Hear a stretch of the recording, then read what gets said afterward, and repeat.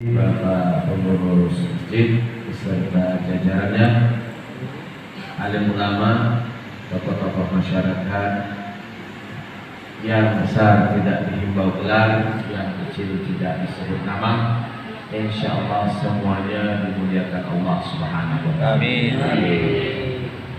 Saudaraku yang dirahmati Allah Subhanahu wa Ta'ala, Allah berikan kita 5 jari sebelah kanan, 5 jari pula di sebelah kiri.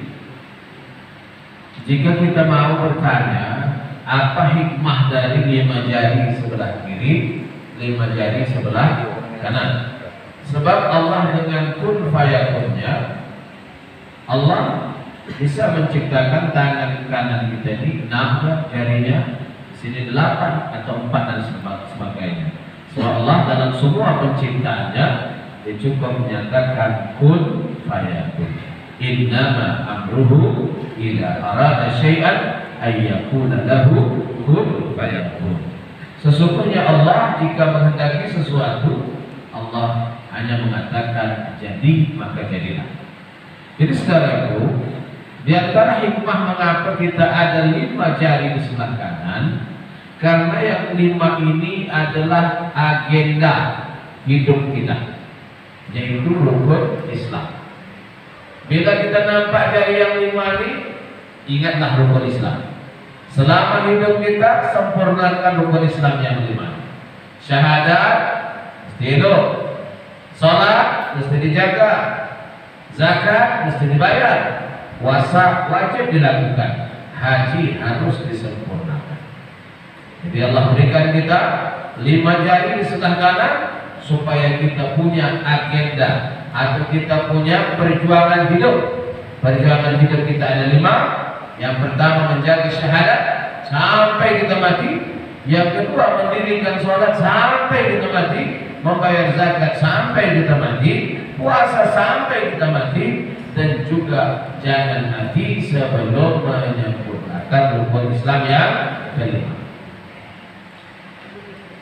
Di sebelah kiri kita ada 5 jari pula. Apa maksudnya dan hikmahnya? Di antara hikmahnya Allah ingin ingatkan kita, wahai hambaku, jika kau punya 5 agenda hidup, perjuangan hidup, kau juga punya 5 agenda harian dalam diri, yaitu sholat 5 waktu.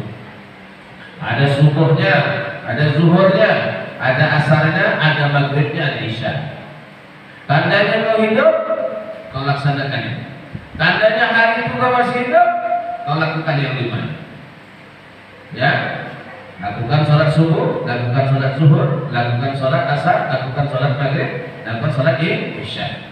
Jika yang kelima-lima ini kita tidak perjuangkan, maka seakan-akan kita ini manusia yang punya mata tapi tidak bisa melihat, nampak. Tak ada orang yang tidak nampak kecuali buta. Yang buta pun bisa merasakan kalau di jari kiri kanannya ada 5 jari, di tangan kirinya ada 5 jari. Saudara kita dirahmati Allah Subhanahu wa Ta'ala.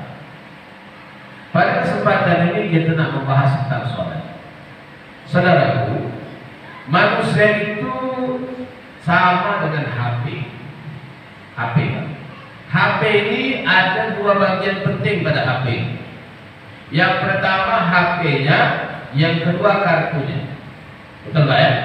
Ada HP tak ada kartu, tidak bisa berkomunikasi sebagai fungsi utama dari HP. HP ini fungsi utamanya adalah alat komunikasi. Bisa telepon, bisa SMS, bisa WA, bisa Facebook, bisa dan sebagainya. Tapi semuanya alat komunikasi. Bila alat ini bisa berfungsi, apabila HP-nya elok, kartunya pun elok. Maka manusia ini juga seperti HP. Kita ada jasad, kita ada ruh. Orang yang ada jasad tak ada ruh, tak hidup, tak bisa berkomunikasi dengan siapa? Dengan penciptanya Allah Subhanahu wa Ta'ala dan makhluk-makhluk lainnya yang diciptakan oleh Allah Subhanahu wa Ta'ala. Tengoklah Bapak Ibu yang dirahmati Allah, setampan-tampannya orang, seganteng-gantengnya orang, Kalau sudah rohnya tak ada, dia jadi apa Pak?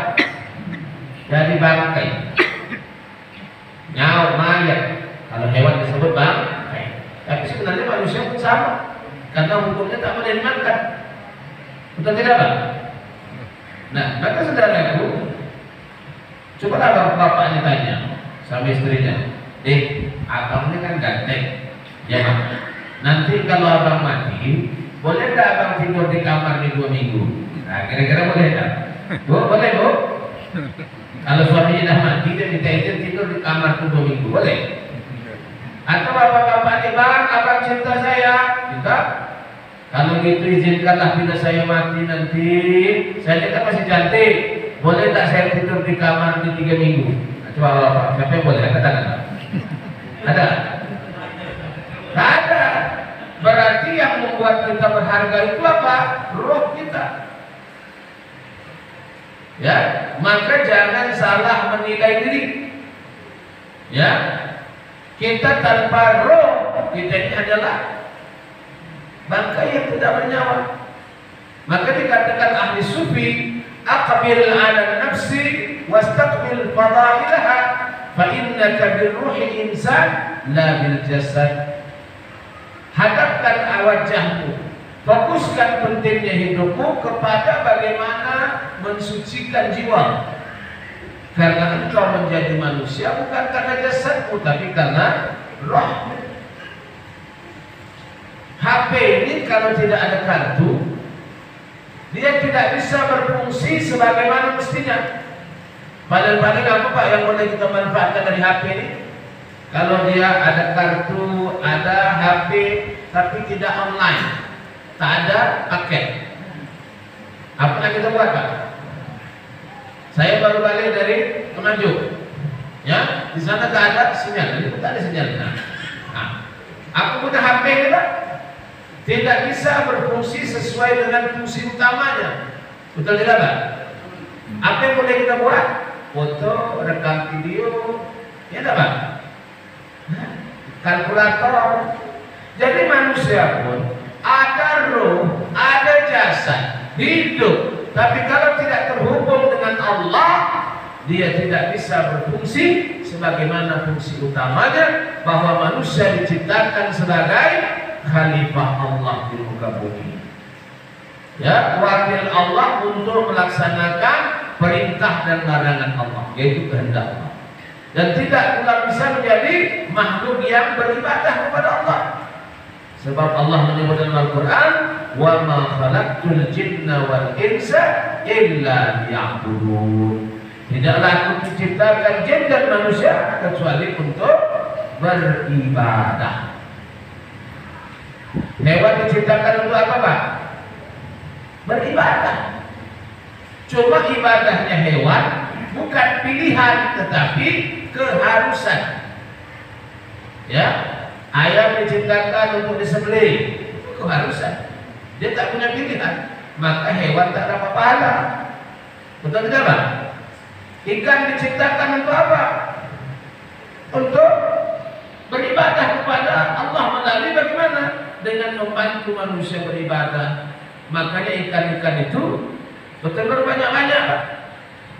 Berapa ikan-ikan bertelur Pak? Ribuan. Kenapa? Karena ikan itu hidupnya untuk membantu manusia bisa beribadah. Maka ibadahnya hewan tidak mendapat pahala karena dia adalah satu keharusan, bukan pilihan. Coba bapak-bapak bayangkan, kalau harimau bertelur macam ikan, apa terjadi Pak? Hah? Gajah bertelur macam ikan, beribu-ribu. Kira-kira mana yang lebih banyak di dunia ini, manusia atau harimau? Harimau. Nah, maka saudara, seluruh makhluk-makhluk itu Allah jadikan dia tunduk untuk tugas manusia mengabdi kepada Allah Subhanahu wa taala. Wa sakhkhara lakumul laila wa sakhkhara lakumun nahar. Allah tundukkan juga siang tuh. Siang kau sepanjang ini saja, lepas itu ganti malam. Tunduk semua. Manusia beribadah, jin beribadah karena dia punya pilihan. Malaikat beribadah tapi tak punya pilihan. maka malaikat tidak mendapat pahala dari ibadahnya dan manusia mendapat pahala dari ibadahnya. Dia punya pilihan, mau beribadah atau tidak, mau melanggar atau tidak. Maka saudara kita rahmati Allah, bapak-bapak tengok ada, kita kan sekarang baru ada jamnya, itu tidak? Dulu-dulu tak ada jam, ya kan? Macam mana tahu orang sholat subuh? Orang sholat subuh dulu macam mana, Pak?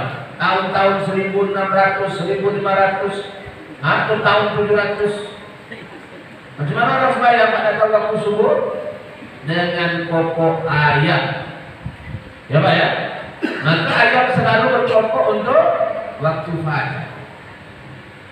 Maka ayam tahu dia diciptakan Allah untuk beribadah dengan mengingatkan manusia tentang waktu sholat.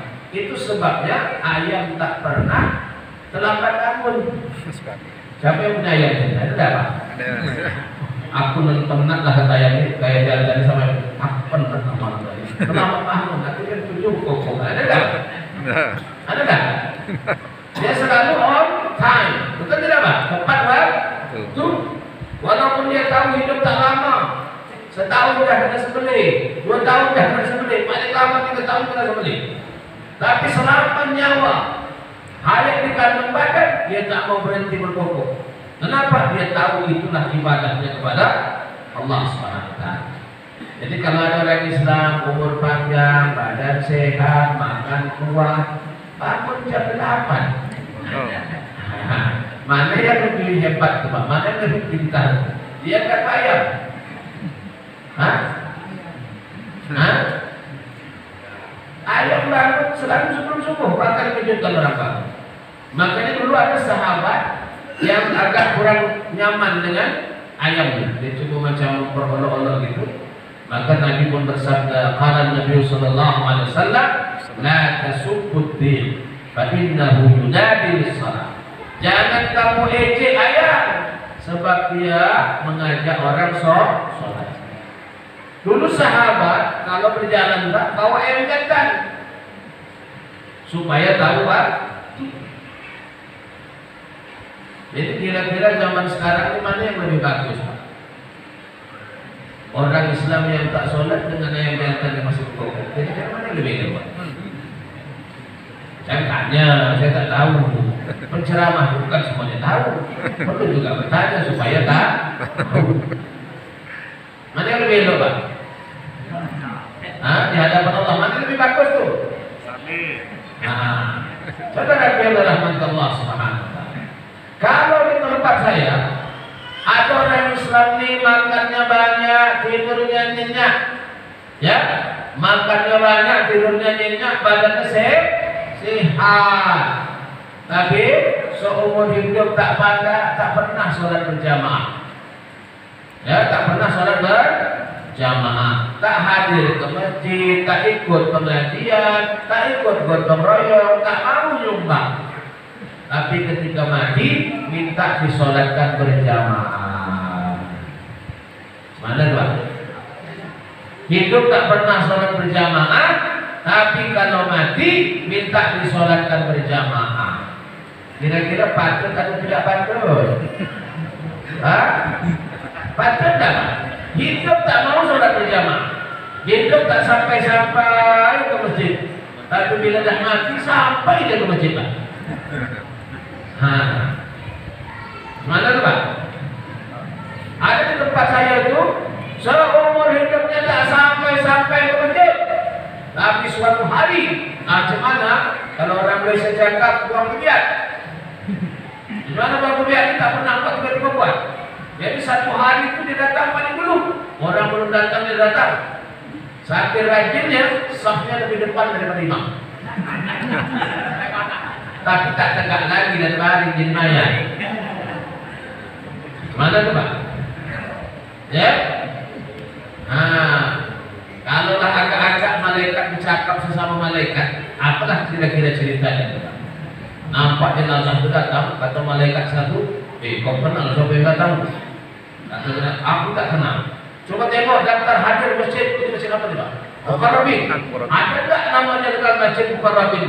Buka semua malaikat, file-file, buka berkas-berkas, tak ada. Jadi dari mana ada ini? Misalnya gitu. Oh ini mungkin dari planet, tak ada. Sebab tidak pernah ada ini katanya. Itu saudara yang dirahmati Allah Subhanahu wa Ta'ala. Saya ingatkan kita semuanya, Bapak Ibu, sholat ini bukan ibadah yang biasa-biasa. Sholat ini menghubungkan kita dengan langit tanpa harus meninggalkan dunia. Coba, HP ini hidup online, ya kalau kita sudah online, semua dunia ini bisa kita hubungi selama mereka online. Betul tidak? Mau di Amerika, mau di Mekah. Kenapa? HP kita di sini terhubung dengan satelit, lalu satelit berhubungan dengan HP-nya, kita boleh bercakap, kita boleh video call. Kenapa? Karena online. Maka orang yang sholat hatinya selalu online, terhubung dengan Allah Subhanahu wa Ta'ala. Nah, karena hatinya terhubung, maka di dalam hatinya ada cahaya, lalu nampaklah di wajahnya ini cahaya keimanan. Maka orang yang sholat itu ada cahaya kesolehan di wajahnya.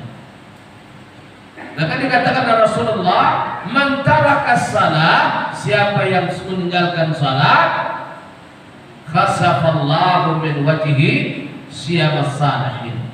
Siapa yang meninggalkan salat, Allah hapuskan dari wajahnya tanda-tanda orang soleh. Nampak tuh malaikat. Moga-moga dia tak nampak muka palsu. Kata malaikat, kenapa? Tak ada tanda-tanda orang soleh. Orang Islam itu kalau dia putih, dia sholat, maka putihnya bercahaya. Orang Islam kalau dia putih, dia tidak sholat, putihnya putih pucat. Orang Islam kalaupun kulitnya hitam, kalau dia sholat tetap bercahaya. Tapi kalau tidak sholat, sudahlah hitam. Sudahlah hitam.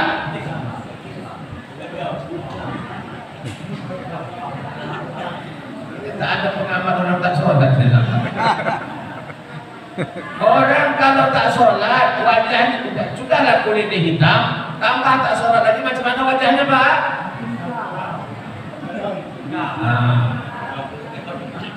Jadi saudara kita rahmati Allah Subhanahu wa Ta'ala. Jadi sholat kita ini bukan amalan biasa-biasa. Sholat ini, Pak, ini adalah kumpulan dari amalan para malaikat. Jadi Rasulullah ketika Mi'raj, Rasulullah melihat di surga itu, di arah sana ada malaikat yang kerjanya udah jutaan tahun. Allahu Akbar, Allahu Akbar, jutaan tahun bertakbir saja. Maka kalau engkau sedang melakukan takbiratul ihram, maka ingatlah di sana ada jutaan malaikat yang sudah jutaan tahun bertakbir saja. Ini amalan pilihan daripada amalan malaikat. Maka ketika kita misalnya kita ruku, di sana ada malaikat yang ruku jutaan tahun tidak bangun-bangun. Jadi saudaraku, kita mengulangi pekerjaan para malaikat yang Allah muliakan. Kalau kita sujud, kita baca Subhana Rabbiyal sujud. Bacaan salah-salah mana Pak? Saya sengaja kantung nih. Coba. Nanti sedikit ada tak lulus ini coba. Kalau kita sujud kita baca apa? Subhana Rabbiyal a'la wa bihamdihi. Ingat ketika kau sujud, di sana ada jutaan malaikat yang sudah jutaan tahun sujud tak bangkit-bangkit. Jadi bukan amalan enteng. Kalau kami orang Sumatera sebut bukan kaleng-kaleng, bukan ibadah kaleng-kaleng. Tapi pilihan amal malaikat, pilihan amalan terbaik diberikan kepada umat terbaik, diterima oleh Nabi terbaik, di tempat yang terbaik untuk menjadikan umat ini benar-benar umat terbaik. Nabi Musa tidak mendapat perintah sholat 5 waktu. Umat-umat sebelum kita tidak ada. Makanya saudara kita rahmatullah subhanahu wa ta'ala, Rasulullah menyebut ju'ilat qurratu aini fis shalah. telah dijadikan sholat ini sesuatu yang paling menyenangkan hatiku dan menyenangkan pandangan mataku dan perasaanku, maka sholat itu sesuatu yang menggembirakan bagi Rasulullah. Maka disebut juga as-salatu mi'rajul mu'minin. Sholat itu mi'rajnya orang yang beriman. Tengok, mi'raj itu banyak peristiwa-peristiwa yang luar biasa, betul tidak? Sekarang gini lah Pak, Bapak ini jauh dengan Paluh ini jauh ya Pak, Jeruju nih Pak ya. Nah, musuh Jeruju ya, pergilah ke Jakarta sana, cari hadiah yang istimewa untuk istri. Masuk pasar Tanah Abang, masuk keliling-keliling, dapat hadiah terbaik. Maka paling bagus nih Pak, perjuangan besar. Lalu balik ke rumah, ini hadiah terbaik. Jangankan diucapkan terima kasih, tengok pun tidak. Gimana perasaan bapak-bapak? Gembira kah? Hah? Hah? Kira-kira ada yang tak marah enggak? Siapa yang tak marah? Saya nak tengok suami contoh betul. Ya. Pasti marah. Kenapa? Sudah banyak perjuangan, pengorbanan untuk mendapatkan hadiah terbaik, tapi tidak lihat. Coba lihat perjuangan Rasulullah untuk mendapatkan salat juga. Berjalan malam dari mana? Masjidil Haram ke Masjidil Aqsa. Itu berapa ribu kilometer? Hampir 1.800 kilometer. Kalau jalan darat 2 bulan. Ya, 2 bulan. Kemudian berapa kali Nabi turun naik? 50 kali, hampir 50 kali. 45 kali Nabi minta keringanan. Coba Bapak pergi. Siapa yang sabar di sini jadi suami, beli satu barang, Bang belikan kecap, 45 kali pergi balik ke pasar. Siapa yang sabar? Tahu-tahu setelah 45 kali bukan yang ini Bang. Apa Bang? Aku saya tanya lah protokol. Bapak 3-4 kali pergi ke pasar, dah pilih-pilih bayar-bayar. Bukan yang ini Bang. Kira-kira Bapak seberapa? Hah? Yang paling sabar kau pergi beli sendirilah. Yang kurang sabar lemparkan ke tubuh. Nah, sekarang sholat ini 45 kali lagi. Maka orang yang tidak sholat, orang yang tidak berterima kasih kepada Rasulullah, tidak menghargai perjuangan dan pengorbanan Rasulullah, maka bohong dia cinta Rasulullah.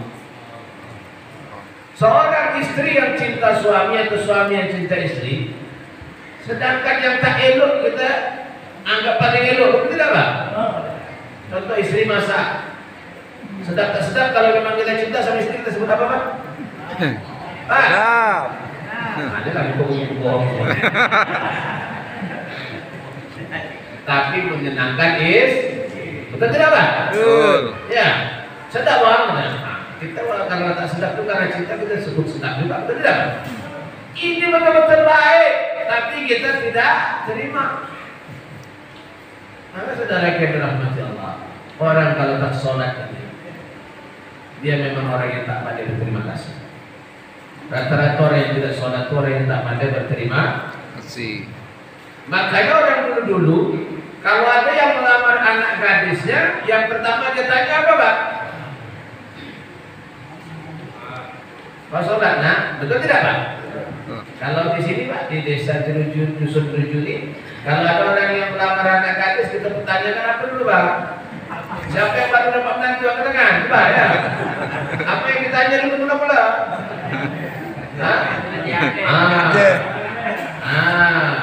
Apa kerjanya? Berapa gaji? Betul lah Pak ya.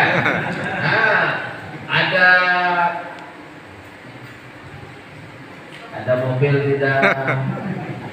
Akhirnya apa? Yang terpilih calon menantu yang berkepribadian. Betul tidak Pak?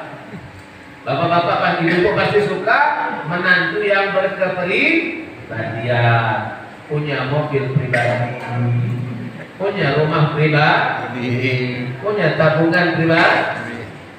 Nah, akhirnya apa saudaraku? Sekarang saya tanya ibu nih, yang belakang. Demi Allah, demi Rasulullah, di masjid tak boleh bohong. Ya, Yang bohong saya doakan terlambat dapat menantu 10 menit. Ya coba.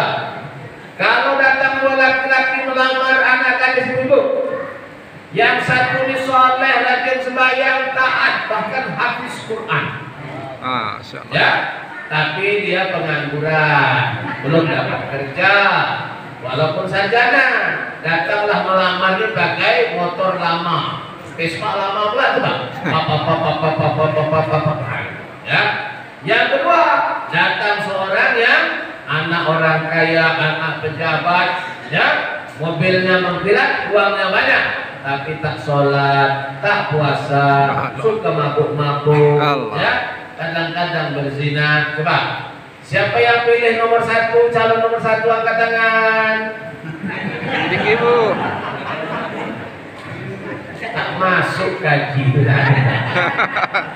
Yang pilih nomor 2, angkat tangan. Ada juga. Bapak-bapaknya yang ketawa-ketawa, kita gitu bapak. Coba yang pilih nomor 1, angkat tangan. Betul nih Pak, disaksikan malaikat nih Pak. Jadi, ya. Yang pilih nomor 2, angkat tangan. Kalau di tempat saya itu, apa kata ibu-ibu nih? Tak apalah Ustaz, calon menantu saya tidak sholat. Yang penting dia kaya. Nanti kalau dah menikah sholat dia Ustaz.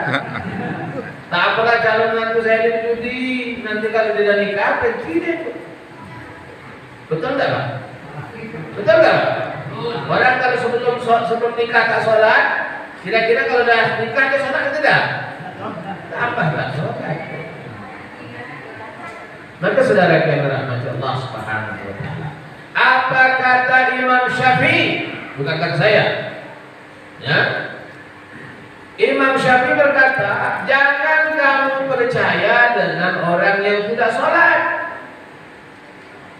Sekali lagi, kata Imam Syafi'i. Siapa Imam Syafi'i? Imam mazhab kita. Hafal Quran umur 7 tahun. Hafal hadis Muwatta umur 12 tahun.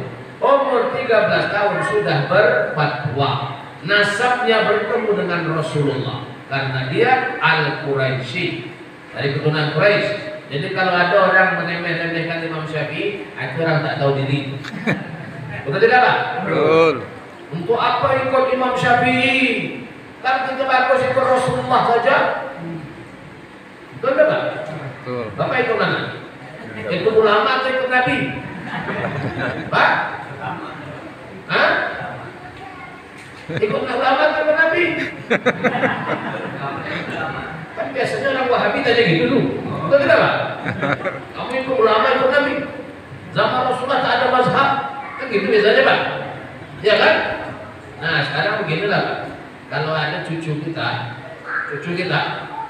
ya, lalu dia katakan, saya tak mau belajar dengan atuk. Saya langsung belajar kepada atuk-nyatuk. Padahal tak pernah berjumpa. Nah, ini cucu apa nih Pak? Ini cucu soleh atau cucu salah? Macam mana kita nak langsung dengan Rasulullah tanpa ulama? Ya, tak ada silsilahnya. Betul tidak Pak? Kalau ada yang bertanya, kamu ikut mana? Ikut Nabi atau ikut ulama? Tanya, memangnya ada tak kita ikut? Memangnya ada ulama tak ikut Nabi? Ada tak? Nah, jadi kalau ada yang bertanya seperti itu, tak usah dijawab. Jadi sekarang Imam Syafi'i ini luar biasa katanya, jangan kamu percaya dengan orang yang tidak sholat, karena dia sangat mungkin mengkhianatimu sebagaimana dia terbiasa mengkhianati Tuhannya. Betul tidak Pak? Kita ini sebelum jadi manusia masih dalam ruh Allah tanya, alastu birabbikum, bukankah aku Tuhan kamu? Allah tanya nih, roh nih Pak, sebelum masukkan ke jasad manusia ini, kita masih dalam roh. Allah tanya, bukankah aku Tuhan kamu? Maka semuanya menjawab, qalu bala syahidna. Betul Tuhanku, kami bersaksi Engkaulah Tuhan yang akan kami sembah, yang akan kami taati, yang akan kami agungkan. Tapi ternyata setelah menyatu dengan jasad, jadilah ada yang kufur, ada yang beriman. Jadi saya sampaikan, tak ada eloknya orang kalau tak sholat. Ustaz dia walaupun tak sholat, Ustaz dia dermawan. Tak ada guna kedermawanan. Kenapa? Orang yang tidak sholat la yujaru min amalihi syai'. Ini hadis Nabi. Orang yang tidak sholat, apapun amalnya tak dapat pahala. Kenapa? Karena sholat itu tiang agama. Jadi saya punya pengalaman dengan orang Arab. Suatu ketika saya ingatkan dia, hana waktu salat ya, hayya nusalli. Saudaraku, ini telah masuk waktu salat, mari kita salat. Dia dengan emosi lalu berkata, as-salat laysa kullu syai'. Salat itu bukan segalanya. Itulah bahasanya. Menyokong dia. Lalu saya katakan, "Naam, as-salat laysa kullu syai', lakin kullu syai' yahtaju ila salat." Salat itu bukan segalanya, tapi segalanya perlu salat. Tiang ini bukan segalanya di masjid ini, betul tidak Pak? Tiang itu bukan segalanya pada bangunan, tapi semua bangunan ini perlu tiang. Saya ulangi Pak ya. Salat ini, tiang itu bukan segalanya pada bangunan ini. Ya, tapi tanpa tiang segalanya tak berarti. Kenapa semuanya perlu di? Nah, di mana ada kita taat itu Pak? Nah, itu lampunya, dan ada lampu itu kan ada tiang. Maka seluruh amal kita bergantung kepada sholat. Sesuai hadis Nabi, awwalu ma yuhasabu bihi yaumal awwalu ma yuhasabu bihi al-'abdu yaumal qiyamah as-shalah. Yang pertama dinilai, dihisab dari seorang hamba hari kiamat adalah sholatnya. Baiklah saluhat sayur amali. Kalau sholatnya dah elok, maka eloklah seluruh amal kita. Ini Pak. Jadi kalau ada yang mengatakan, Ustaz, saya walaupun tak sholat, Ustaz, kalau iman membara di kata saya. Karena ada yang cakap itu betul tak Pak? Hah? Kan kadang-kadang di negara kita ini kan banyak yang mendadak. Ada yang mendadak dermawan, ada yang mendadak alim, ada yang mendadak rajin di masjid. Nah, biasanya kalau sudah dekat-dekat pilkada, dekat pilpres, mana yang mendadak? Sudah tidak Pak? Ada yang tidak bukan, mana itu? Yang tak pernah nampak di masjid, nampak di masjid Pak. Yang tak pernah menyumbang pun menyumbang Pak. Ya, nah, sholat itu bukan amalan dadakan, tapi amalan harian, bukti pengabdian kita kepada Allah SWT. Yang berikutnya, orang kalau tidak sholat, doanya tidak makbul. La yulfa'u lahu du'a. Jadi orang-orang tidak sholat itu doanya tidak makbul. Nah, maka kalau kita tidak sholat, doa kita tidak makbul. Makanya kadang-kadang saya bertanya, kadang-kadang kan kita kenduri, betul tidak Pak? Tujuan kenduri apa Pak? Minta doa selamat. Kira-kira yang kita undang ini sholat semua ada Pak? Pak? Tahu Pak? Yang kita undang ini sholat semua ada? Hah? Kalau kenduri kan habis duit tak? Betul tak Pak? Pakai duit kan? Tidak pakai daun kan? Nah, kita pakai duit, beli daun, beli ini sebagainya. Kita berharap apa? Dapat doa selamat atau doa untuk arwah. Tapi yang kita undang ini tak sholat. Kira-kira doanya makbul enggak? Oh, Pak, saya bertanya. Jangan jawab. Bertanya itu kan susah, mudah. Ya, dengan kita dah kemudinya habis 2-3 juta pakai kenduri, ya kan? Lalu di dalam jamaah ini ada yang tak sholat. Cuma karena kenduri ada pakai peci baru, pakai kain sarung, kadang-kadang ada yang dari kedai tua lagi, itu kenduri. Kenapa? Perbaikan gizi. Betul kan? Kira-kira kalau orang tak sholat makbul tak doanya Pak? Lepas itu kenapa kita undang?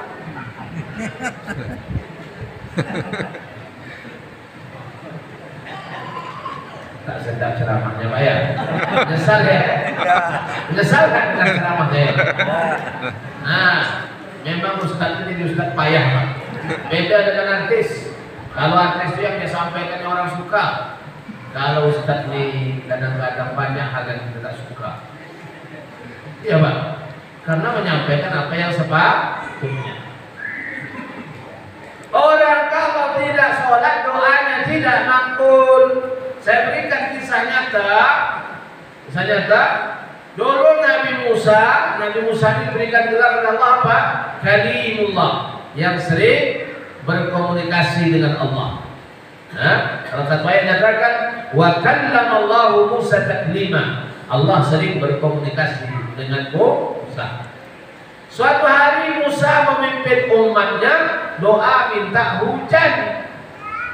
Setelah berdoa tidak turun hujan, tidak makbul. Akhirnya Nabi Musa risau. Dia pun bertanya kepada Allah, ya Allah, kenapa doa kami belum makbul ya Allah? Maka Allah jawab, wahai Musa, di antara umatmu ada yang tidak mau beribadah, ada yang ahli maksiat, ada yang ahli dosa. Nabi Musa ini kan terkenal tegas, betul tidak Pak? Betul tidak Pak? Dia tak banyak cakap, tapi tegas. Orang sekali tinju mati. Baca dalam surah Yasin, betul tidak? Iya kan? Sekali tinju mati. Maka ketika Nabi Musa mengatakan, siapa yang ahli dosa? Siapa ahli maksiat? Oh, menggigil Pak yang takut itu. Nah, menyesal dia langsung menangis jadi-jadian. Maka ketika itulah turun hujan. Kita tak akan mungkin buat gitu dalam kenduri kita. Supaya doa dimakbul Bapak Ibu. Saya ingin minta tanya kepada Bapak jujur. Siapa yang tak sholat sini keluar? Bisa begitu? Bisa. Orang lempar rumah gitu. Itu sebabnya kalau kita di Riau, kita lebih banyak kalau doa selamat ini lebih banyak kita buat di masjid. Jadi kita lebih suka bersedekah kepada orang-orang yang ke masjid karena jelas sholat. Hari Jumat itu kita sebut dengan nama Jumat Barakah. Jadi kalau kita nak sedekah nasi, letak nasi di situ. Kalau nak sedekah buah, letak buah di situ. Kalau nak sedekah makanan, letak makan. Kalau minuman, letak. Tengok yang pergi haji Pak. Bagaimana orang Arab itu? Sungguh-sungguh memberi sedekah kepada yang haji, betul tidak Pak? Yang pada dari masjid. Kenapa? Jelas sholat orang.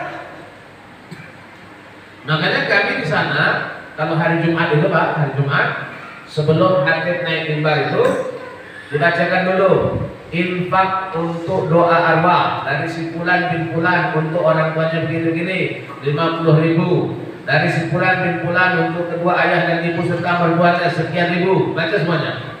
Dan setelah itu barulah buat tahlil, buat doa, didoakan semuanya. Oleh siapa? Jamaah yang hadir yang sholat. Insya Allah makbul. Ini tidak yang diundang apa Pak? Yang wuduknya batal sekali setahun.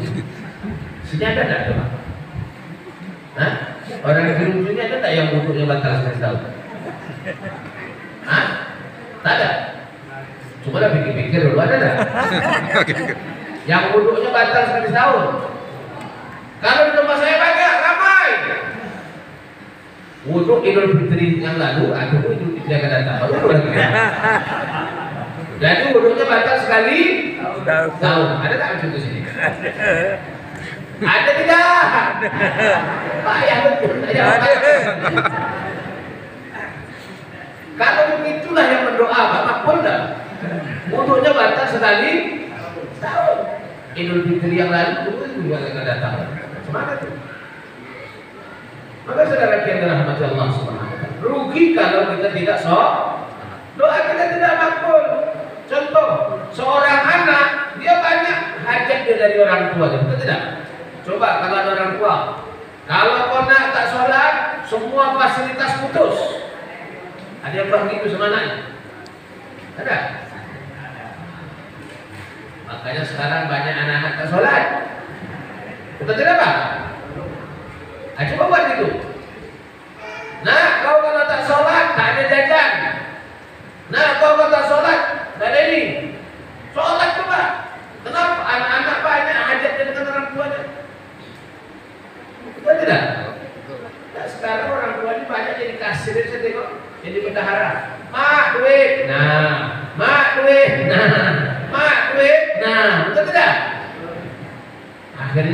tidak sholat. Maka saudara kita rahmati Allah SWT, itu bahayanya kalau kita tidak sholat. Berikutnya, orang kalau tidak sholat, dia tak dapat bagian dari doa orang-orang soleh. Bapak Ibu kan dengar selalu di masjid, di mana-mana orang doa, Allahumma ghafir lil muslimina wal muslimat wal mu'minina wal mu'minat al ahya'i minhum wal amwat. Kan biasa doakan apa ya? Apalagi habis khutbah. Ya Allah, ampunkanlah orang Islam laki-laki dan perempuan, orang yang beriman laki-laki dan yang perempuan, yang masih hidup dan yang sudah mati, ya Allah. Orang yang tidak sholat tak dapat bagian daripada doa ini. Jadi kalau kita sholat, walaupun saudara kita di Afrika sana berdoa, dapat kita Pak. Di Afrika, di India orang itu berdoa, Allahumma firil muslimin wal muslimat. Kenapa? Karena orang Islam wajib sholat. Jadi saudara yang dirahmati Allah, ada satu cerita di tempat saya Pak. Karena dia nak melamar anak Pak Haji, dan dia tahu Pak Haji itu orangnya tegas, anak cantik, kawan dia tak sholat-sholat. Jadi karena kampungnya jauh, ketika ditanya sama Pak Haji, kau ayah kau kerja apa? Ayah saya imam masjid, tapi orang panggil juga lah untuk guru. Oh, berarti yang Pak Haji ini dengar ini anak berguru, suka. Baiklah kalau gitu. Wah, akhirnya suatu hari esok datang sini. Datang. Kebetulan Pak Haji ini ada cara undang orang. Jadi karena Bapak nak pergi ke sana, ini di sebelah rumahnya ada musola, aku boleh jadi imam sini. Kawan tidak pernah sholat, kita tahu tak sholat. Jadi rakaat pertama tahu lah dia takbir, rukuk, sujud. Cuma sudah ada 2 kali sujud, kita tahu nak apa, seterusnya apa. Kebetulan musola itu dekat mihrabnya itu ada jendela. Nampak ada jendela apa? Akhirnya dia pun lari. Orang yang sujud tak bangkit-bangkit. Ada yang tua satu. Kenapa tak bangkit-bangkit mana imam? Akhirnya dia pun jeling lah Pak. Akhirnya pun dia teriak, imam kita dah hilang dah.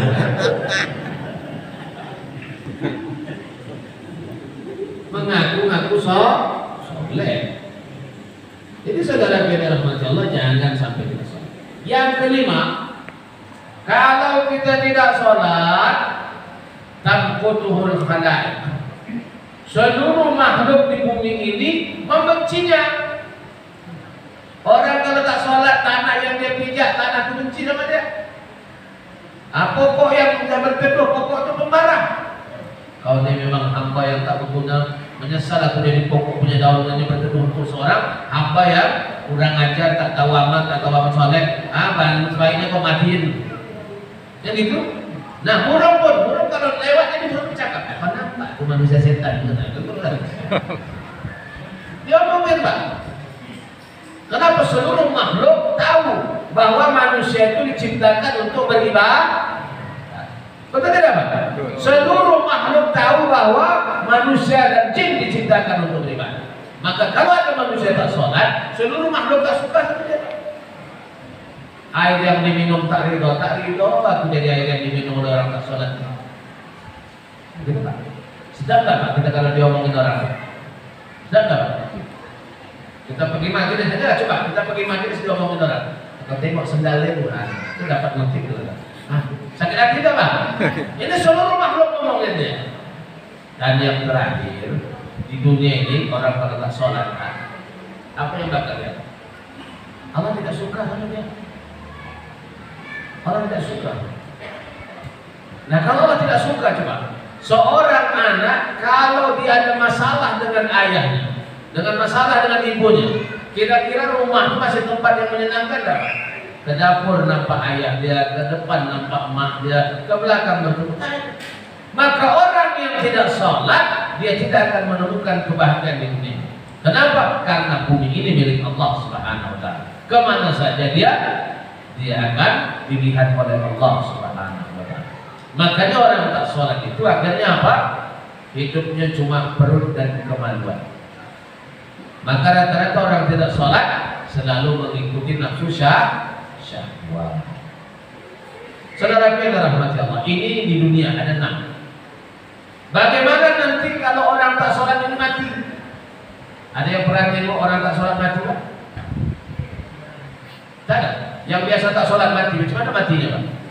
Orang kalau tak sholat, kira-kira matinya husnul khatimah aja tidak?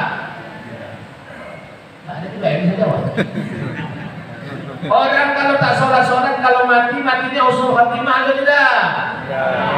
Ya, su'ul khatimah, akhir yang buruk. Apa kata Nabi Muhammad SAW? Kalau orang tidak sholat, innahu yamutu dalilan. Orang kalau tak sholat matinya hina. Ada yang lidahnya menjulur sampai ke dada. Teman saya sudah menyaksikan itu. Lidah kita kan pendek, Pak. Tapi kalau tak sholat ada yang sampai ke dada, Pak. Dia masuk-masuk kata bisa. Ada lagi yang mati apa? Pada kaku keras, macam hewan dikasih air keras. Dibengkok kata bisa, dibengkok kata bisa. Matinya hina. Ada lagi tak mati-mati. Tapi tak wujud.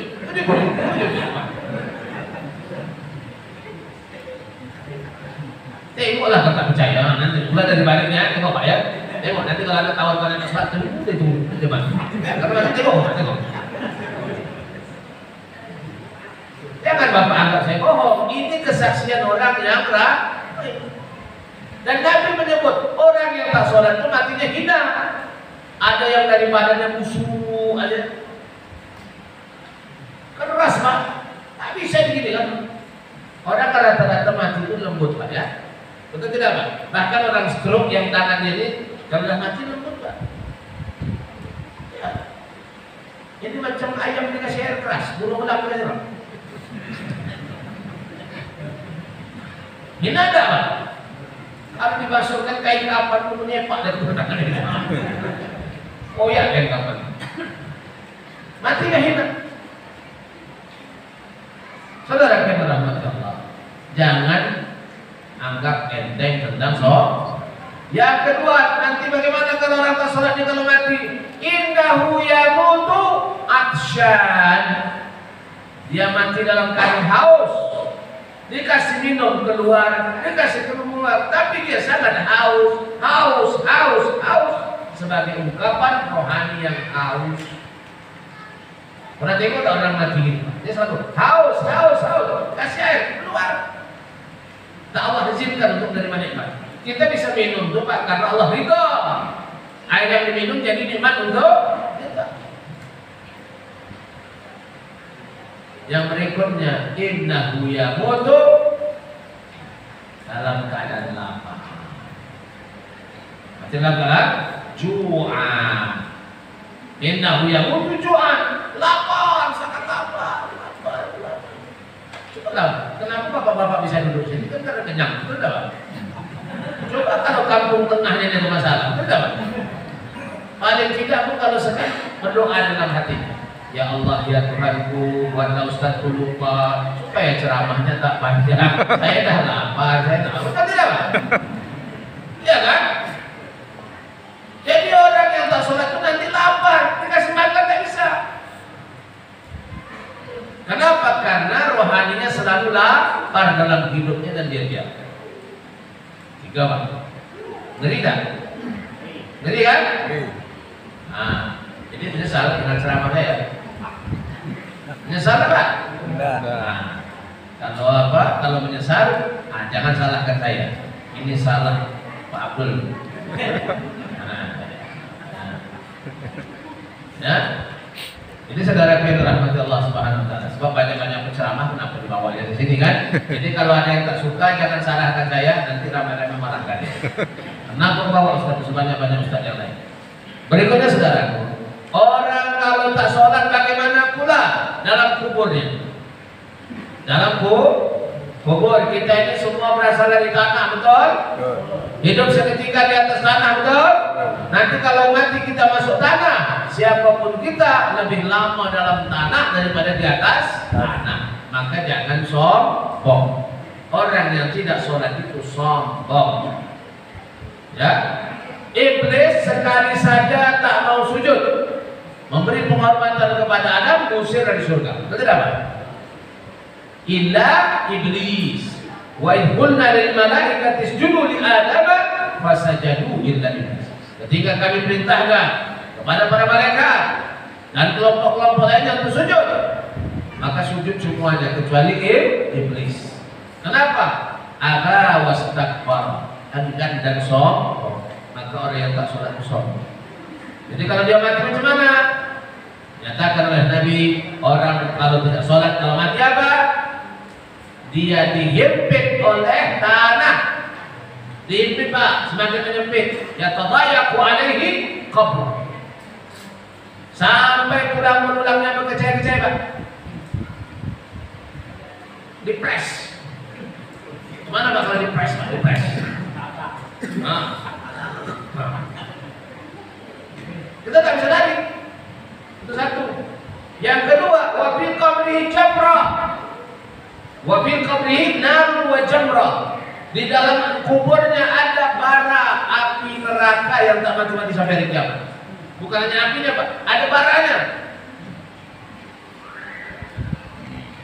Yang ketiga, dalam kuburnya ada apa?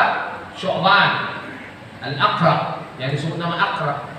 Ya, ada ular besar yang akan melilit-lilit dia, mematah-matah dia, menelan dia, muntahkan diri lagi, telan lagi. Begitulah sampai hari kiamat. Jadi kalau ada saudara kita yang tak sholat, ada teman-teman tak sholat, nasihatkanlah dia, kau kalau memang tak sholat, dari sekarang berlatihlah. Kalau tidur ambil urus sawah, dan tidur gak sebelah kau. Nanti kalau mati dalam kubur tak tidur lagi.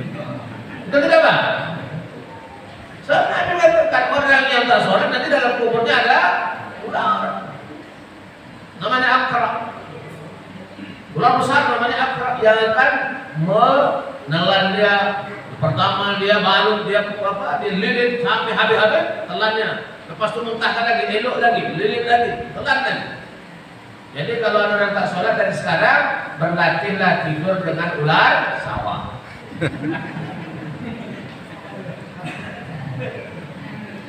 Betul tidak Pak? Nanti tak teka.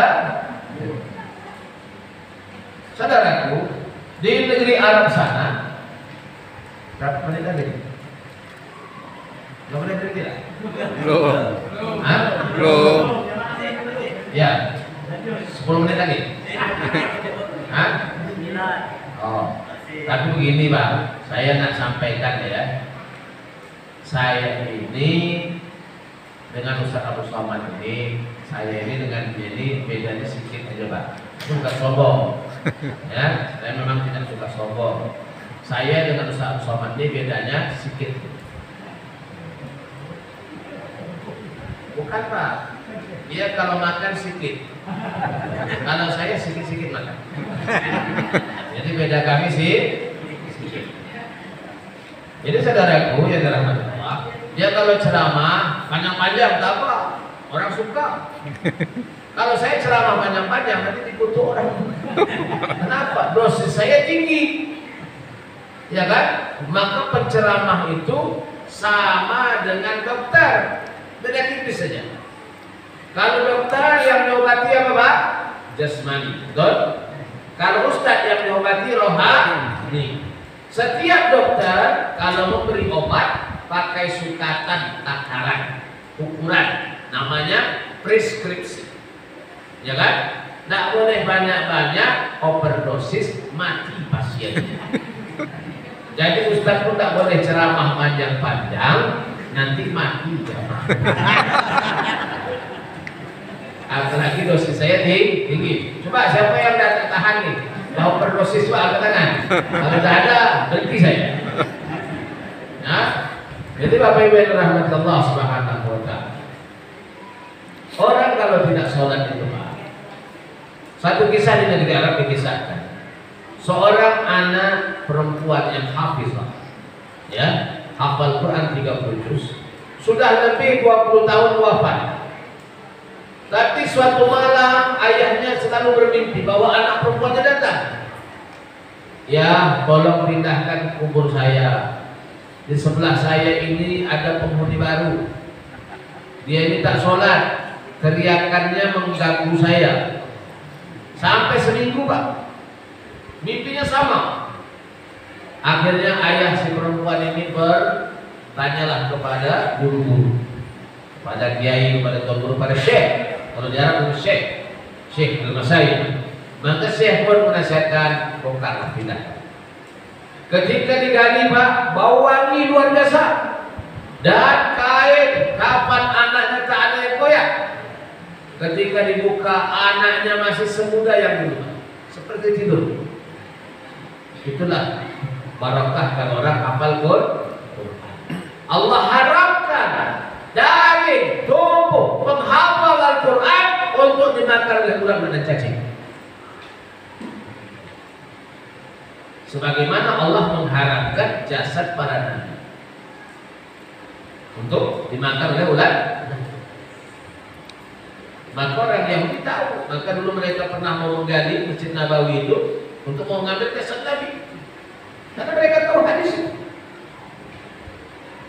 Nah, jadi saudaraku, akhirnya anak ini dipindahkan kuburnya. Setelah dipindahkan, Bapak tak tidur, tak mimpi lagi Pak. Jadi kesimpulan yang kita ambil, ternyata orang yang tak sholat ini, jangankan hidup, mati pun dia mengganggu tetangga.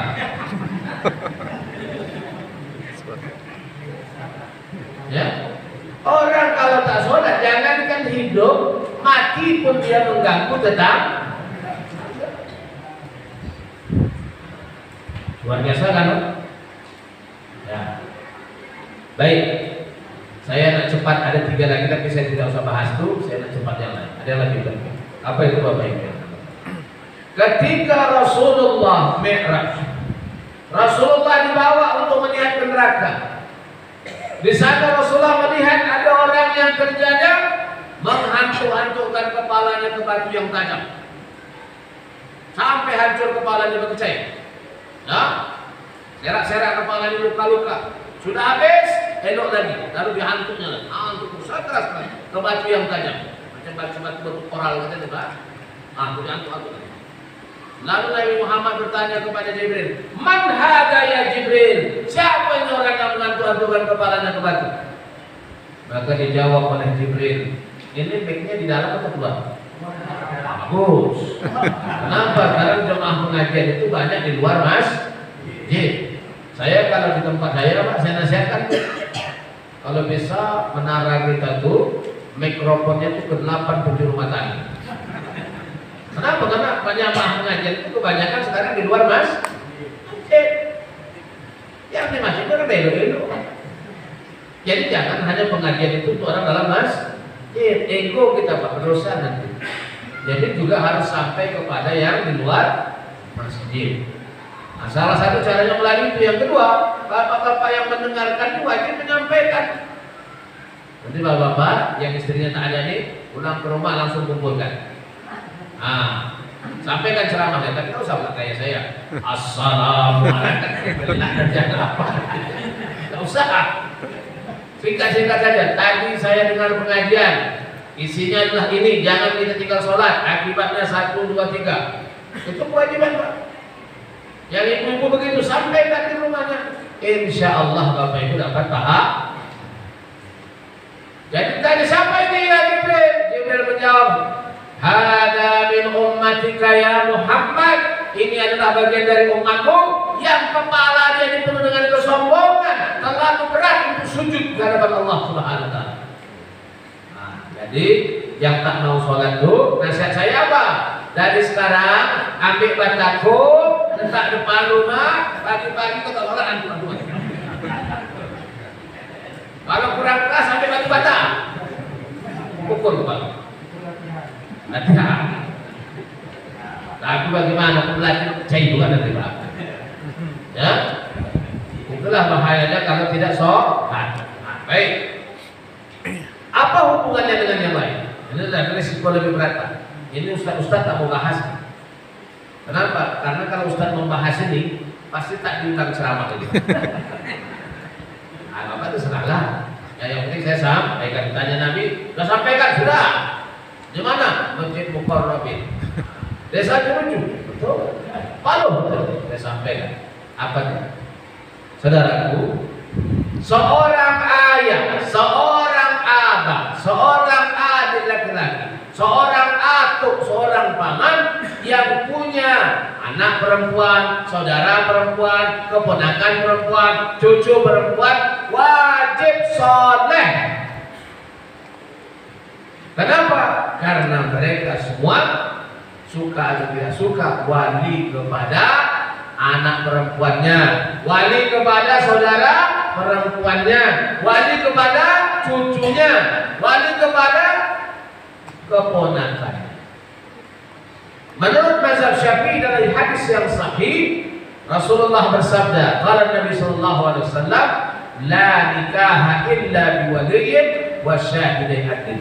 Tidak sah sebuah pernikahan kecuali dengan seorang wali dan dua orang saksi yang adil. Adil pengertiannya adalah salihun mutadayyinun, orang yang saleh yang taat beragama.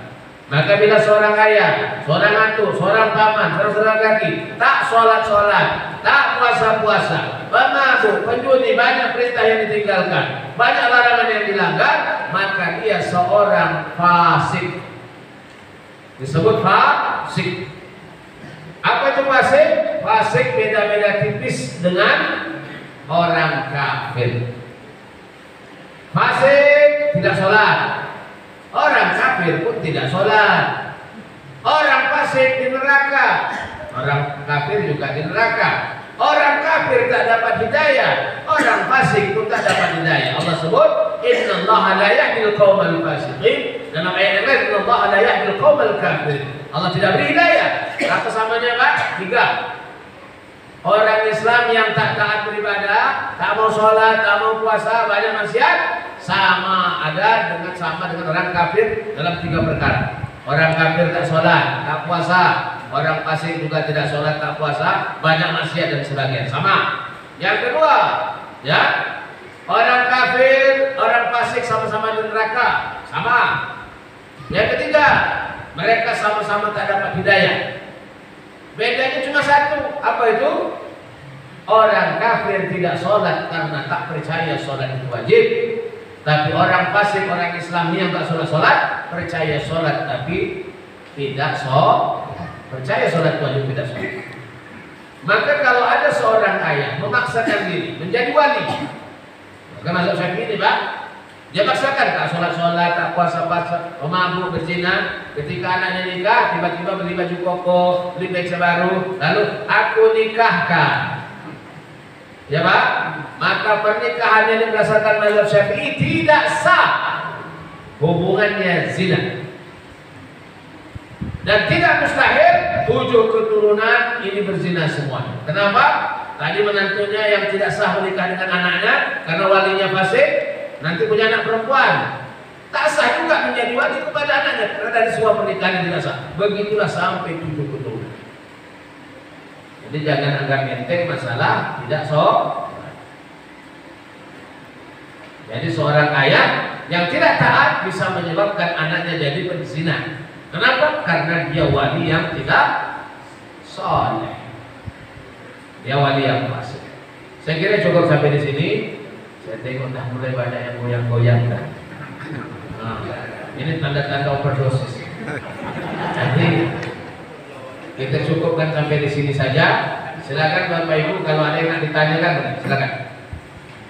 Jadi saya sampaikan dalam agama kita bertanya itu karena 3 sebab. Semuanya dapat pahala. Yang pertama bertanya karena tidak tahu, insya Allah dapat pahala. Dia bertanya tidak tahu supaya tahu, dapat pahala. Yang kedua bertanya karena ragu supaya yakin, dapat pahala.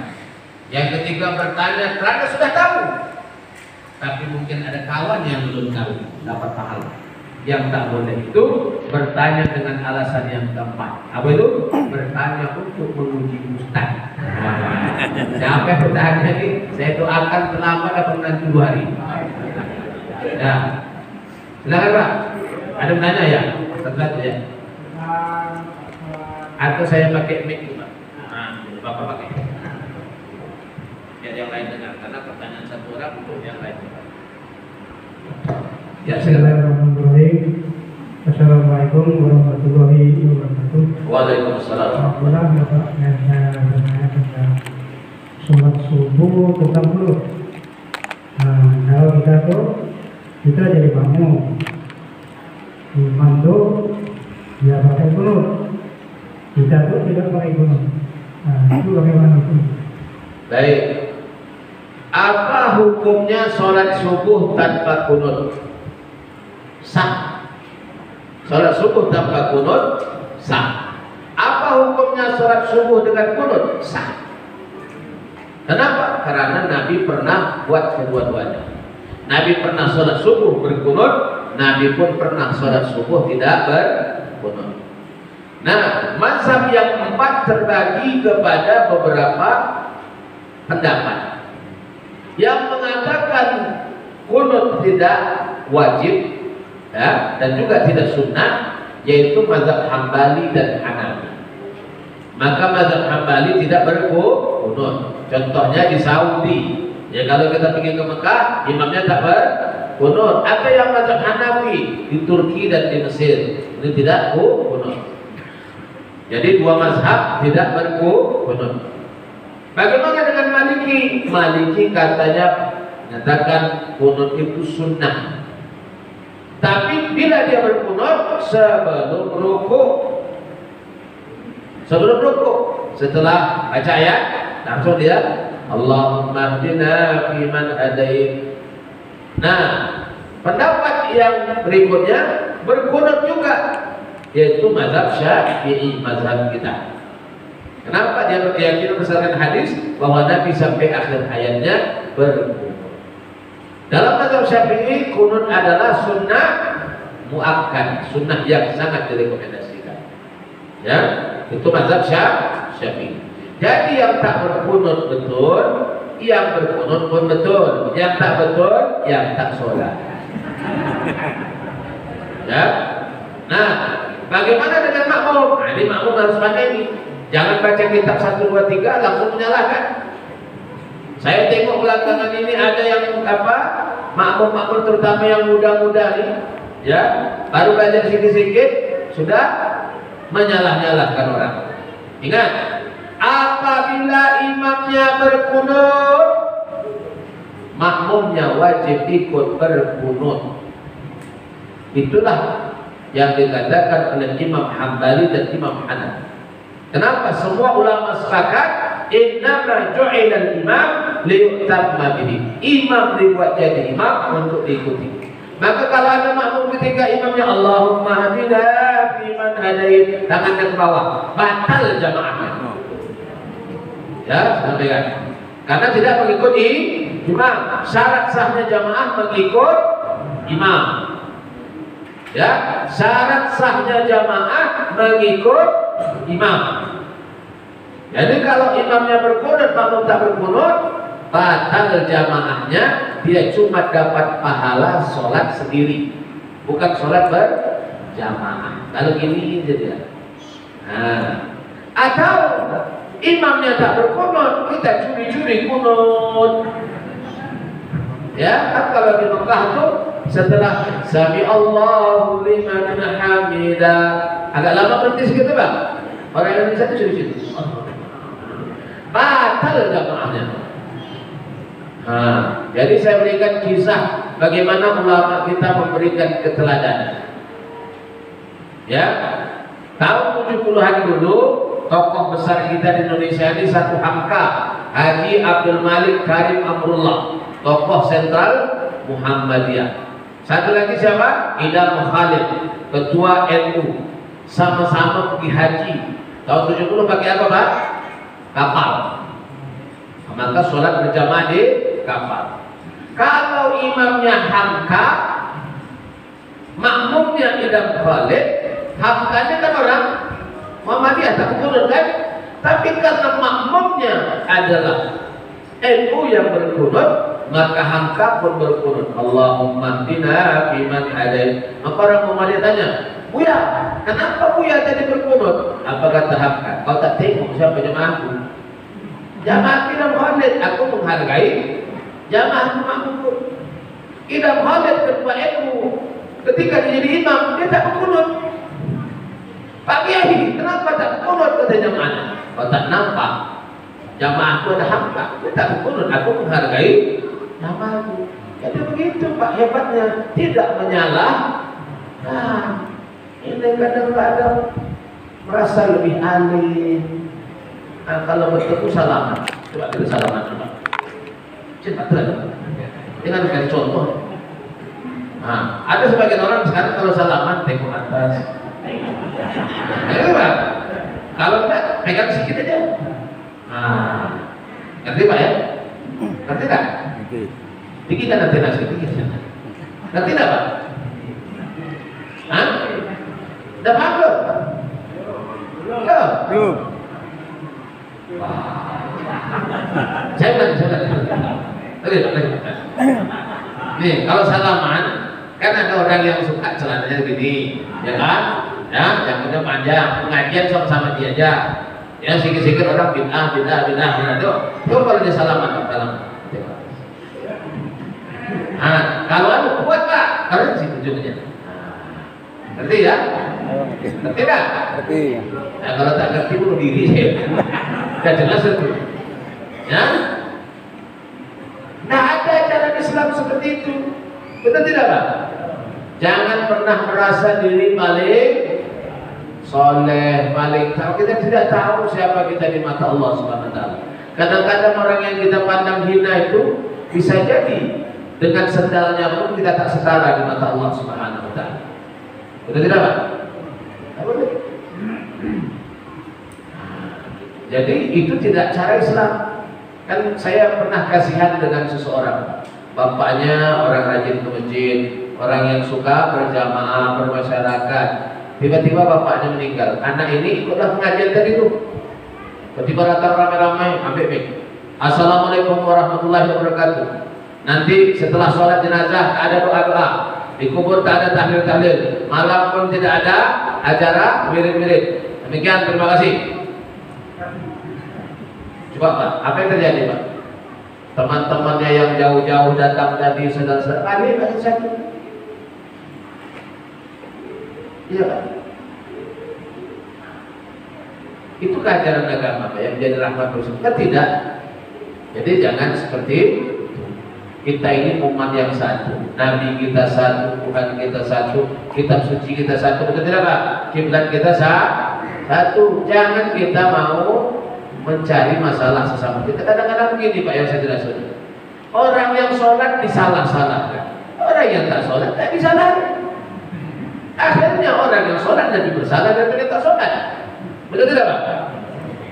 Yang buat maulid bid'ah, yang buat diskotik, mana lebih bersalah Pak? Nah, jadi kita jangan mau masuk di sini. Ya, silakan yang kedua tadi. Ya betul. Assalamualaikum warahmatullahi wabarakatuh. Pertanyaan saya dimulai dari pembahasan Bapak tentang sholat, tetapi juga dari lama mau lebaran Idul Adha. Ya, dan saya tanyakan adalah tentang kurban.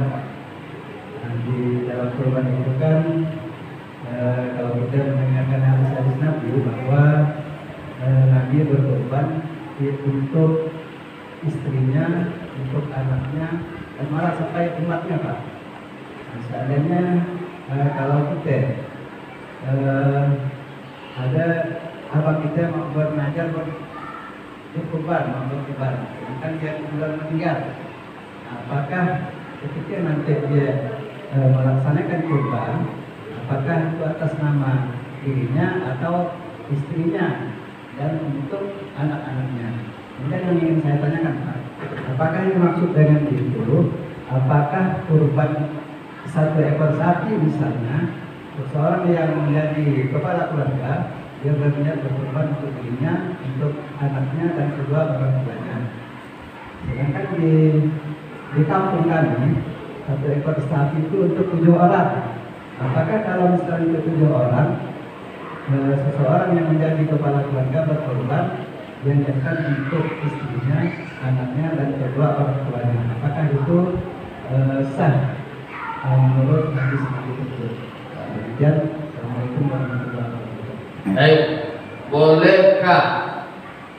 Nggak usah sapi dulu Pak. Satu kambing, boleh nggak untuk satu keluarga? Satu kambing nih Pak, satu ekor. Yang kita biasa satu sapi untuk 7 orang.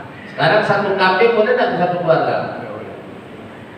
Boleh. Berdasarkan hadis Nabi, ketika Nabi menyembelih, hada minka wa ilaika, fataqabbal minni, ya Allah ini darimu untukmu, maka terimalah dariku, dari keluargaku, dari umatku, wa min ali Muhammad wa min ummati Muhammad. Jadi Rasulullah itu berkorban untuk dirinya, untuk keluarganya, dan juga untuk umatnya. Satu ekor. Itu ada hadis. Tapi Nabi juga menyembelih yang lainnya. Nabi kadang-kadang sembelih sampai 70 ekor. Jadi kalau mau ikut sunnah 70 ekor, Pak. Artinya Nabi memberitahu bahwa kalau tak ada satu ekor pun jadi.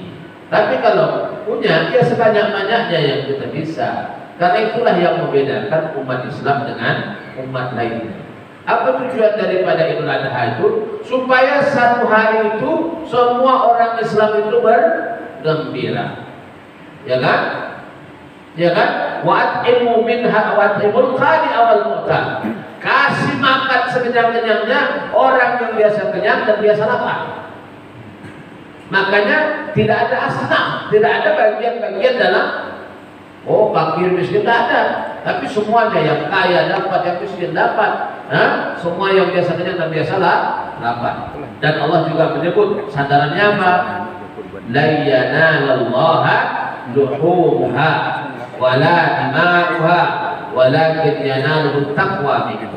Tidaklah sampai kepada Allah, tidaklah sampai kepada Allah dagingnya, darahnya dari kurban kamu itu, tapi yang sampai adalah tetap. Lalu kenapa ada 7? Nah, ini ijtihad ulama.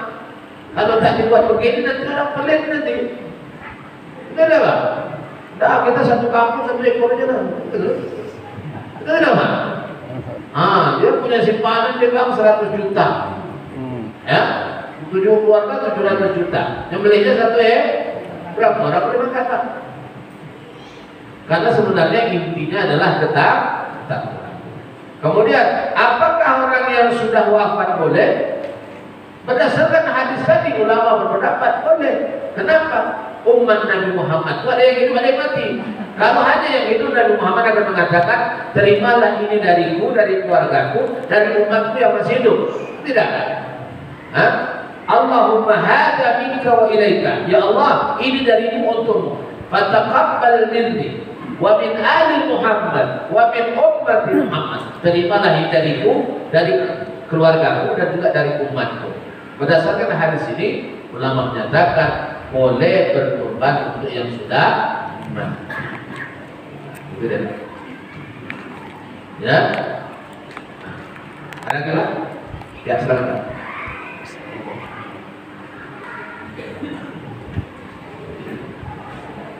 Bismillahirrahmanirrahim. Assalamualaikum warahmatullahi wabarakatuh. Waalaikumsalam. Yang saya tanyakan masalah kodok sholat, Ustaz. Ya. Saya pernah mendengar seandainya seorang baligh kan umur 13-15 tahun. Ya. Tiba-tiba dia umur 20 tahun tidak tinggal sholat. Berarti yang 4 tahun, 5 tahun itu apakah harus dikodok ataupun hanya tobat? Ayo. Sekian, terima kasih. Coba mungkin dulu waktu muda-muda mungkin sholat maghrib, tak sholat subuh, jadi gitu Pak ya. Jadi selama orang itu sudah akil balik, dia wajib sholat. Satu-satunya perintah bagi seorang laki-laki yang tak boleh tawar-tawar adalah sholat. Sampai kalau mau mati pun kewajiban sholat masih wajib. Tak bisa berdiri duduk, tak bisa duduk berbaring. Tak bisa berbaring dengan gerakan rukuk, dengan gerakan-gerakan yang bisa, tak bisa dengan isya. Wajib. Nah sekarang bagaimana kalau kita muda-muda dulu adalah sholat-sholat yang tertinggal? Ya, Atau mungkin waktu anak-anak jahat, sudah remaja tambah degil, sudah dewasa jadi setan, begitu kan Pak?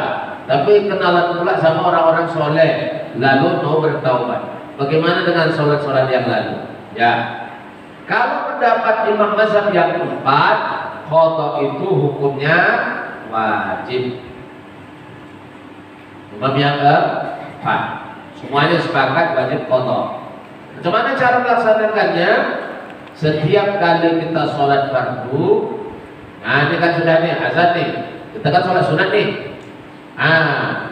Usahakan setelah sholat sunat sebelum sholat fardu, sunatkan dulu untuk qada, terutama untuk sholat subuh dan asar. Kalau selain itu boleh, setelah sholat zuhur kita mau qada bisa, ya kan? Cuma kalau subuh dan asar ini agak masalah nih, ya. Maka kan sudah azan nih, sholat sunat. Maka usahakan kita datang cepat, sholat sunat, lalu niatkan subuh untuk qada yang telah lalu, ya kan?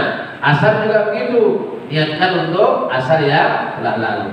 Jadi menunggu iqamah ini kita sholat qada. Adapun waktu maghrib, isya, ya, zuhur ini lambat, boleh sebelum dan sesudah. Sebagian pendapat lagi mengatakan cukup dengan taubat, ya. Tapi kalau ulama yang empat menyatakan wajib qada. Apa dalil yang mengatakan taubat? Karena Allah itu Maha penerima taubat. Innallaha yaqbalu taubat. Ayat dalam ayat Innallaha yaqbalu taubatal 'abdi ma lam yubaghir. Allah menerima taubat seorang hamba sebelum nyawanya sampai ke kerongkongan. Ada juga dalam ayat Innallaha yuhibbut tawwabin wa yuhibbul mutatahhirin. Allah menerima taubat orang Allah cinta kepada orang yang bertaubat, Allah cinta kepada orang yang mensucikan diri. Ya. Dalam satu ayat ya ayyuhalladzina amanu tubu ilallahi taubatan nasuha. Wahai orang yang beriman, bertaubatlah kamu secara taubat nasuha.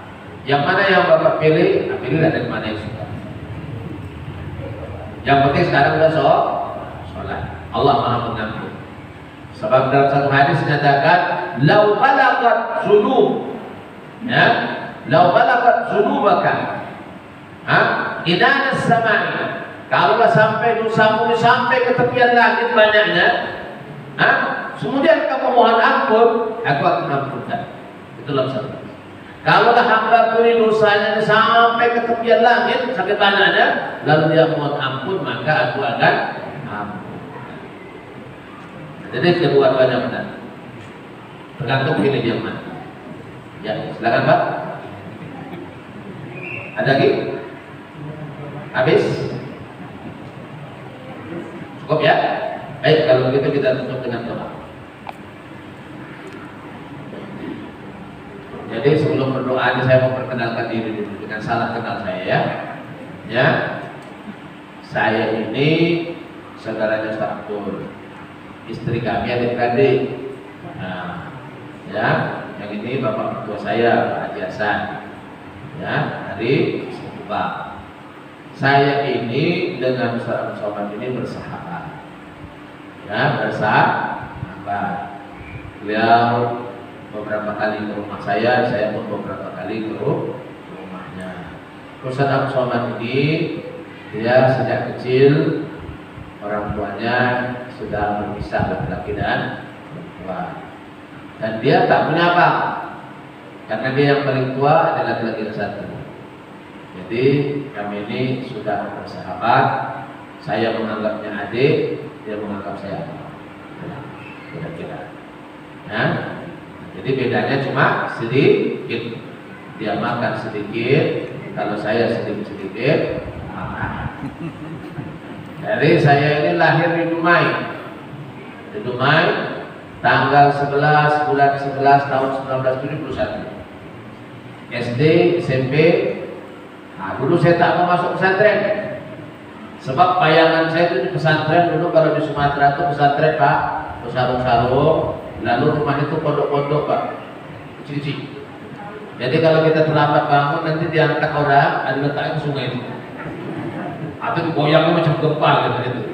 Itulah bayangan saya dulu dengan pesantren, maka saya tak mau. Saya cita-citanya mau jadi apa? Insinyur. tapi tidak semua yang kita inginkan jadi kenyataan. Akhirnya suatu ketika kakak saya itu wafat yang tertua. Ayah saya ustaz, tapi saya anak lumayan juga lah, sering juga tinggal sholat waktu SMP dulu. Jadi suatu hari setelah menyolatkan kakak saya, lalu ayah saya panggil saya, Lukman, hari ini kakakmu meninggal, bapak yang sholatkan jadi imam. Nanti nak kalau bapak mati siapa yang menyolatkan bapak? Ketika itu hati saya terpukul, perasaan saya merasa bersalah. Langsunglah saya katakan, ayolah pak, saya masuk pesantren. Saya membayangkan pada bawa pesantren seperti itu. Rupanya ayah saya membawa saya ke Ponorogo. Belajarlah di Gontor. Jadi waktu tes, alhamdulillah tak lulus. Kenapa? Saya tak bisa mengaji. Ya, kata orang Jawa apa? Saiki zamane sains lan teknologi, iso sains ra iso ngaji. Jadi hari ini zamannya zaman teknologi, yang bisa ilmu pengetahuan saya tapi tidak bisa ngaji. Kadang-kadang kan banyak kita orang itu. Ada pernah begitu pak di jamaah tempat saya itu, pakai jubahnya kok main lagi pak? Jubahnya ini apa yakinkan? Tapi ketika disorong jadi imam, jangan ustaz, kenapa? Saya haji tahun tinggi. Masih running lagi. Jadi tak bisa. Jadi mobil itu kalau masih baru, sepeda motor baru tak boleh bawa penumpang. Jadi saya di haji tahun tinggi tak jadi imam. Kalau mau imam juga, kalau terpaksa imam silent. Cukup apa? Zuhur dan asar. Ada yang boleh seperti itu. Tapi sini tidak ada pak ya. Ada tak spesialis imam silent sini? Ya. Jadi ibu-ibu kalau suaminya tidak ada ngaji, jangan paksa jadi imam apa maghrib, isya, subuh. Doronglah dia jadi imam, tapi khusus imam silent. Ya, sholat zuhur dan asar. Jadi Bapak Ibu terhadap akhirnya masuk ke Ponorogo, masuk ke Wali Songo setahun, baru ke Gontor. Dari Gontor, Bapak Ibu mau dengar ada? Mau. Jangan-jangan saya kasih sendiri ceritanya dah. Mau. Ya. Setelah tamat dari Gontor, saya merantau ke Malaysia. Jadi TKI sana pak. Jadi TKI cuma jadi guru di beberapa sekolah. Akhirnya saya dapat tauliah namanya di Malaysia itu. Kalau mau ceramah kita harus punya tauliah. Kalau tidak tak boleh sembarang orang ceramah di sana, tidak kena tangkap. Jadi saya dapat tauliah dari Kerajaan Negeri Sembilan. Tahun 94 saya masuk kuliah di Universitas Islam Internasional di Kuala Lumpur, ya, Selangor lah tepatnya. Setelah saya melamar di banyak universitas, hampir 100 universitas saya lamar, alhamdulillah cuma 4 yang menerima dari 100 kan. Yang 4 yang menerima ini semuanya ada yang tak ada beasiswa, 1 yang ada beasiswa, itu pun di Libya. Waktu itu negaranya sedang diembargo oleh Amerika. Tak ada jalan dari sana. Akhirnya saya melamar di Universitas Islam Internasional ini. 4 kali saya melamar pak. Alhamdulillah semuanya kena tolak. Memang payah menjadi orang baik. Akhirnya saking saya merasa apa, agak jengkel juga pak, sedikit putus asa, saya tulis surat kepada rektornya dalam bahasa Arab. Saya masih ingat sampai hari ini kata-kata, karena ini sangat merubah hidup saya. Ufidukum ilman ya sayyidal mudir, innani lam antawi min muwasalati ad-dirasati ila jami'atikum al-gharra al-wusul ala a'la al-maqsad wa innama antawi bihi al-qiyam biwajib ad-da'wah. لو سألني الله فيما بعد عن عدم تهدئتي بواجب الدعوة فأنت المسؤول أمام الله. Artinya gini, wahai Tuan Rektor, saya beritahukan, saya tidak berniat masuk universitas ini untuk punya jabatan yang tinggi, tapi saya berniat untuk berdakwah. Maka jika suatu hari saya mati nanti, di hari kiamat ditanya Allah, Lukman kenapa kau tak berdakwah? Maka Pak Rektor lah yang bertanggung jawab di hadapan Allah, karena tak terima saya masuk sini. Oh, itulah bunyi suratnya itu pak. Mana ngacak sikit. Alhamdulillah 2 minggu kemudian dapat surat tanah. We pleased to inform you that your application to join our international university has been accepted. Permohonanmu untuk mendapat tempat belajar di universitas ini sudah kami terima. Silakan mendaftar tanggal sekian-sekian. Ternyata kadang-kadang harus nekat-nekat juga. Itulah ceritanya, ya. Jadi menjadi baik itu tidak mudah. Jadi sekarang saya tanya contoh, Pak. Bapak-bapak mana lebih suka ditraktir atau mentraktir? Pak, di masjid nih, Pak, jangan bohong, ya. Bapak-bapak mana lebih suka ditraktir atau mentraktir? Ibu-ibu, mana yang suka membayar atau dibayar? Nah, jelas bayar yang juga sini juga. Tir-tir juga tidak jelas. Coba nomor 1 ditraktir, nomor 2 mentraktir. Yang jelas nih. Yang pilih nomor 1 angkat tangan Bapak-bapak. Malu kan tadi tir-tir aja. Coba ibu-ibu, mana yang suka nomor 1 ditraktir, nomor 2 mentraktir. Yang pilih nomor 1 angkat tangan. Jujur. Nomor 2. Bapak Ibu saya sampaikan, kita itu kalau ditraktir orang kita rugi. Kita kalau dibayarkan orang rugi. Kenapa? Coba bayangkan. Setelah orang bayar kopi kita, bayar nasi goreng kita, lepas itu kita mati. Rugi enggak? Rugi. Kita kehilangan kesempatan terakhir untuk bersedekah. Betul tidak? Padahal tidak ada orang yang ingin kembali ke dunia ini, ingin jihad banyak-banyak, puasa banyak-banyak, umrah berkali-kali. Tidak. Laula akhartani ila ajalin qarib, ya Allah kalau kau tangguhkan aku mati sedikit saja, fa asaddaqa, aku akan bersedekah banyak-banyak, wa aku minas salihin, dalam menjadi orang saleh. Jadi rugi pada traktir itu. Jadi jangan ikuti seperti mana ada satu jamaah di tempat saya itu. Pelinnya luar biasa. Pelinnya luar biasa. Kalau diundang kenduri, rajin. Tapi seumur hidupnya di kampung tuh gak pernah undang orang kenduri, Pak. Di kampung saya. Sini kan tak ada kan, Pak, ya? Tak ada kan? Tak ada. Saya sikit pun tak ada di sini. Tapi kalau banyak, tak ada lah. Ya? Coba bayangkan. Ya? Tak pernah undang itu, tapi kalau diundang kenduri semangat. Kalau lewat kota infak depan dia, orang nyumbang. Kalau dia senyum. Asal lewat kota infak, senyum. Kalau sholat pun kalau mau balik, tengok kota infak, senyum. Itu orang tanya, kenapa kamu senyum? Bukankah senyum itu sedekah? Ini pemahaman yang sesat. Senyum itu menjadi sedekah kalau kita senyum kepada sesama saudara muslim, bukan ke kota infak. Jangan bapak-bapak balik sini nanti mengamalkan ini. Nampak kota infak senyum, lewat kota infak senyum. Kadang-kadang ibu gitu, cincin 5, kota infak lewat aja. Ya enggak, Pak? Iya kan? Bapak-bapak kadang-kadang bajunya, tasbihnya lewat kota infak senyum aja. Nah, itu tidak ke. Jadi saya kira itu saja Bapak Ibu rahmati Allah Subhanahu wa taala. Saya S1 di Malaysia, S2 di Malaysia, S3 tidak selesai. Kenapa? Karena saat itu orang tua saya wafat, adik-adik saya masih kecil dan saya harus pulang.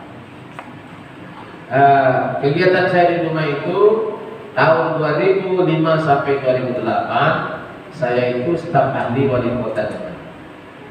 Tapi setelah 3 tahun saya tengok saya tidak cocok jadi pejabat, ya, karena saya cuma tahu hukum korpolah, hukum gunnah, hukum tajwid. Orang tak hukumnya apa, Pak? Hukum fee.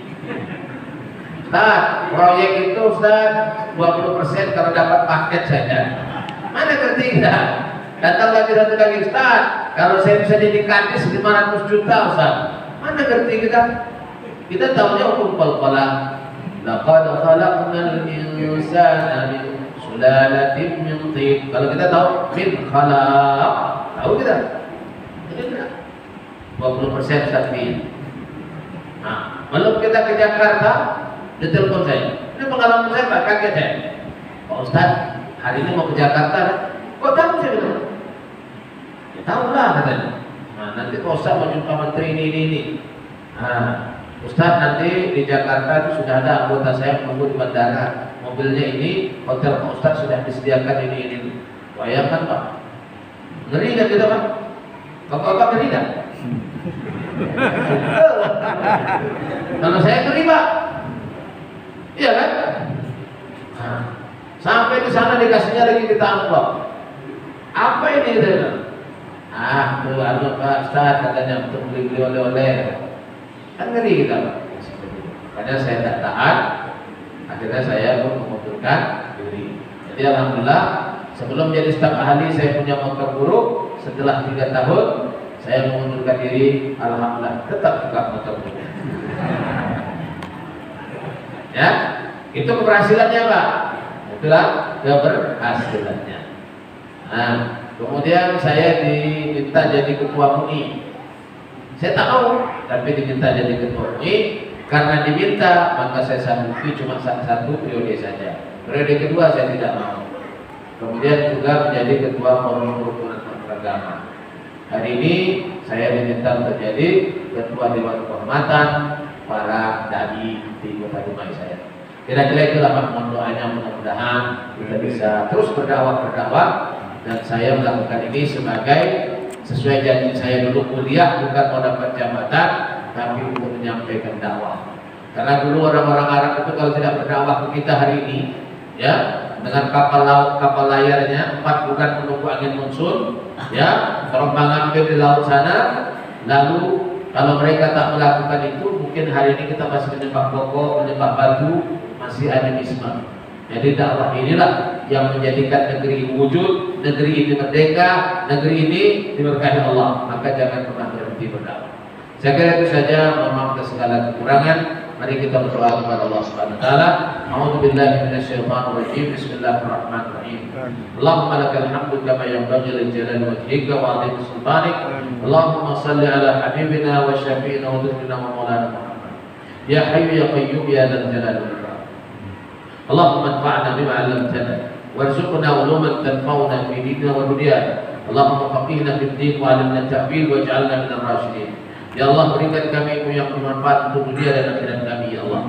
Ya Allah, berikan kami pemahaman agama, berikan kami takwil dari rahasia, jadikan kami hamba-hambamu yang bijaksana. Ya Allah, jadikanlah kami dan keturunan kami, ya Allah, orang-orang yang menjaga salat, ya Allah, orang-orang yang dapat mengendalikan nafsu syahwat, ya Allah. Ya Allah, jadikan ya hari-hari kami, ya Allah, adalah ketakwaan kepada. Berikan kami hati yang penuh rasa syukur atas setiap nikmat pemberian. Berikan kami lidah yang sentiasa basah dalam berzikir dan membaca ayat suci. Berikan pula kami, ya Allah, badan yang ringan untuk melaksanakan ibadah kepada-Mu. Ya Allah, jadikan kami dan anak-anak kami, ya Allah, orang yang selalu menjaga sholatnya, menjaga ibadahnya, ya Allah. Ya Allah, kepada-Mu kami serahkan diri kami, keluarga kami, anak-anak kami, masyarakat kami, bangsa dan negara kami, ya Allah. Ya Allah, siapa yang baik kepada kami, kepada keluarga kami, kepada agama kami, kepada ulama kami, bangsa dan negara kami, serta konstitusi kami, ya Allah. Kami serahkan mereka, ya Allah, kepada-Mu agar Kau berikan petunjuk dan hidayah-Mu, ya Allah. Kepada siapa yang berniat buruk kepada kami, kepada agama kami, kepada ulama kami, kepada guru-guru kami, kepada bangsa dan negara kami dan undang-undang kami maupun konstitusi kami, ya Allah. Kami serahkan tipu daya itu pada kebesaran dan keagungan-Mu, ya Allah. Rabbana atina min ladunka rahmah wa hayyi' lana min amrina rasyada walhamdulillahi rabbil alamin. La haula wala quwwata illa billahil azim. Walhamdulillahi rabbil alamin.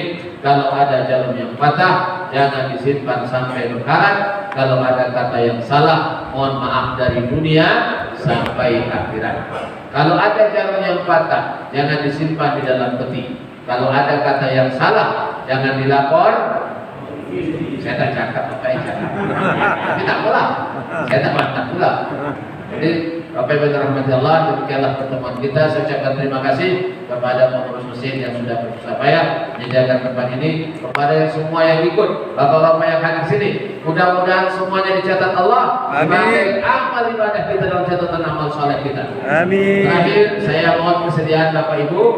Ibu-ibu jangan pulang dulu, Bu. Bagaimana kalau Bapak Ibu setuju kita buat sesi fotografi untuk kenang-kenangan? Nanti saya kirim ke Ustaz Abu Somad. Saya sampaikan, saya sudah sampai ke sini nih, adik jamaahnya. Boleh Pak ya? Boleh. Yang pertama, ini nampaknya mau pulang ibu-ibu dulu nih. Dengan ibu-ibu dulu lah foto. Ibu, Ya, saya di belakang sana, lalu kita foto. Atau di sini, atau bapak-bapak dulu. Bapak-bapak dulu ya, bapak-bapak lalu bapak-bapak pulang pada ibu ya. Baik, ya.